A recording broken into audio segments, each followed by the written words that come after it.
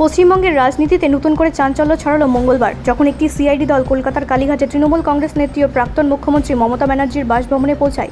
অভিযোগিত স্বাক্ষর জালিয়াতির মামলা তদন্তের অংশ হিসেবে এই পদক্ষেপ বলে তদন্তকারী সংস্থার সূত্রে জানা গিয়েছে। সিআইডি সূত্রের দাবি, তদন্তের স্বার্থে কিছু গুরুত্বপূর্ণ তথ্য ও নথি সংগ্রহের উদ্দেশ্যে এই সফর। যদিও তৃণমূল কংগ্রেসের পক্ষ থেকে ঘটনাটিকে রাজনৈতিক উদ্দেশ্য প্রণোদিত বলে অভিযোগ করা হয়েছে। দলের নেতাদের বক্তব্য, বিরোধী রাজনৈতিক শক্তিকে চাপে রাখতেই তদন্তকারী সংস্থাগুলিকে ব্যবহার করা হচ্ছে।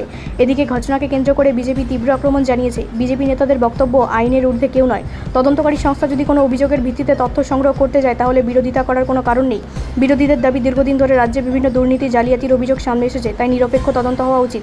অন্যদিকে কংগ্রেস ও বাম শিবিরের একাংশের বক্তব্য, তদন্ত হোক স্বচ্ছভাবে, তবে রাজনৈতিক প্রতিহিংসার অভিযোগও উড়িয়ে দেওয়া যায় না। তাদের মতে তদন্তের নামে গণতান্ত্রিক পরিবেশ ক্ষতিগ্রস্ত হওয়া উচিত নয়। জনসাধারণের প্রতিক্রিয়া। ঘটনাকে কেন্দ্র করে সাধারণ মানুষের মধ্যে মিশ্র প্রতিক্রিয়া দেখা গিয়েছে। কালীঘাট ও দক্ষিণ কলকাতার বিভিন্ন এলাকায় অনেকেই মনে করেছেন অভিযোগ উঠলে তদন্ত হওয়া স্বাভাবিক। আবার একাংশের মতে নির্বাচন পরবর্তী উত্তপ্ত রাজনৈতিক পরিস্থিতিতে এই ধরনের পদক্ষেপ নতুন করে রাজনৈতিক সংঘাত বাড়াতে পারে। স্থানীয় বাসিন্দা অরূপ চক্রবর্তী বলেন, যদি কোনো অভিযোগ থাকে তদন্ত হোক, তবে তদন্ত যেন নিরপেক্ষ হয়, সেটাই গুরুত্বপূর্ণ। অন্যদিকে গৃহবধূ মধুমিতা সেনের বক্তব্য, রাজনীতির লড়াই তদন্তকারী সংস্থার মাধ্যমে হওয়া উচিত নয়, সত্য সামনে আসুক, সেটাই চাই। রাজনৈতিক মহলের মতে এই ঘটনাকে কেন্দ্র করে আগামী দিনে রাজ্যের রাজনৈতিক তরজা আরও তীব্র হতে পারে। সিআইডি তদন্তের অগ্রগতি এবং তৃণমূল নেতৃত্বের পরবর্তী অবস্থান এখনও রাজনৈতিক পর্যবেক্ষকদের নজরে। ব্যুরো রিপোর্ট, রাষ্ট্রীয় প্রসার বাংলা।